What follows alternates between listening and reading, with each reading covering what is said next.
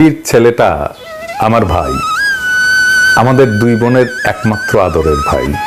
আমরা ওকে কি পরিমাণ ভালোবাসি এটা হয়তো কখনো আর তাকে বলাই হবে না, সুযোগ করি। যেদিন প্রথম আম্মু তাকে আনে বাসায়, এসেই সে আমাদের দুই বোনের গায়ে সসম্মানে হিসু করে ভালোবাসার জানান দেয়। আমাদের ছোট্ট বাবুটাকে আমরা টুনা ডাকতাম, ভালোবাসার ডাক আর কি। ছোট্ট টুনা বড় হয়ে বড় টুনা হইল, কিন্তু টুনাই রয়ে গেল, আমাদের কাছে সৈকত হতে পারলো না। কি রাগ তার! আমাকে বন্ধুদের সামনে টুনা ডাকবে না তো সেবন্তী আপু? 11ই সেপ্টেম্বরে তার 20 বছর হওয়ার কথা ছিল। জন্মদিনের কয়েকদিন আগে থেকেই গান গাওয়া শুরু করত। সেবন্তী আপু, কি কেক বানাবা তুমি? কত হাসি খুশি ছিলাম আমরা, এখন বুকে খালি হাহাকার। কি যেন নাই, নাই তো নাই। আমাদের কলিজাকে গুলি করে মারা হয়েছে।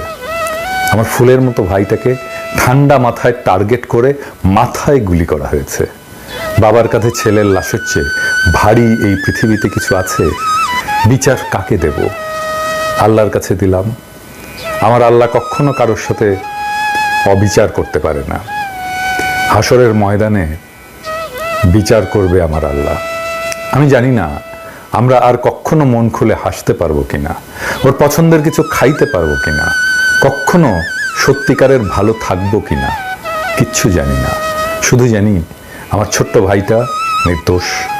সে ছোট্ট একটা বাচ্চা ছেলে যে বীরের মতো বন্ধুকে বাঁচাতে গিয়েছিল। কারণ এটাই তার পারিবারিক শিক্ষা, যে কাউকে বিপদে দেখলে সাহায্য করতে হয়। কখনো আর ভাইকে দেখতে পারবো না, জড়িয়ে ধরতে পারবো না, গালে কপালে জোর করে চুমু দিতে পারবো না, আর কখনো বলতে পারবো না টুনা কয়েল ধরায় দে, টুনা পানি দে। আমার ভাই শহীদ। শুক্রবার দিন দুপুর 3:37-এ আমার ভাইয়ের মাথায় গুলি করা হয়েছে। মুসলমানদের জন্য শুক্রবারের মৃত্যু হচ্ছে স্বপ্ন, আর তার উপরে মহররম মাস। জান্নাতে সবুজ পাখি হয়ে ঘুরে বেড়াচ্ছে আমার ছোট্ট বাচ্চাটা। আমরাও অপেক্ষায় আছি কবে পাখির সাথে দেখা হবে আবার। বিশেষ দ্রষ্টব্য, সবাইকে জানাতে চাই আমার ভাই শহীদ, ও নিষ্পাপ। সবাইকে জানাতে চাই সে কখনো কারো ক্ষতি করেনি।